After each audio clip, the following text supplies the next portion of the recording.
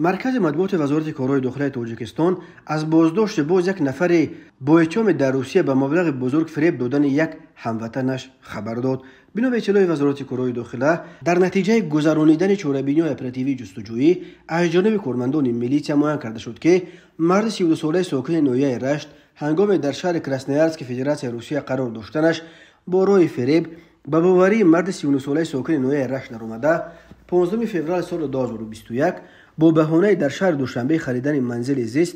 از وی مبلغ 5 میلیون روبل روسی متناسباً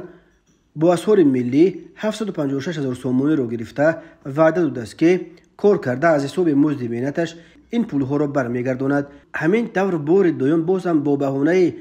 احتیاجات روزمره خود این ساکن رشت دیگر باره به باوری همان جبر دیده در آمده مبلغ 3 میلیون روبل روسی متناسباً به اسعار ملی 423,000 سومونی را گرفته وعده می‌دهد که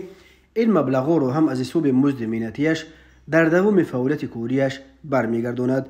بعدا نام برده 21 می سال 2021 از روسیه به تاجیکستان فرار کرده تا امروز دیگر به آنجا برنگشته مبلغ‌های گرفته‌اش را به منفعت شخصیش صرف کرده است و با این کردارش به گفته وزارت کارهای داخلی به جبر دیده ضرر مخصوصاً کلان مادی رسانیده است. نسبت به گمان برشونده پرونده جنایتی با ماده 247 قسم 4 بند ب کودکس جنایتی جمهوری تاجیکستان آغاز کرده شده تفتیشات ادامه دارد. تفصیلات دیگر پرونده و نظر طرف‌ها دسترس نیست، ولی مهاجران تاجیک در روسیه بسیار شکایت می‌کنند که پیوسته به دام فریب قلابان از جمله قلابان هموطن خود می‌افتند و پول‌های با عذاب کار کردهشان را از دست می‌دهند.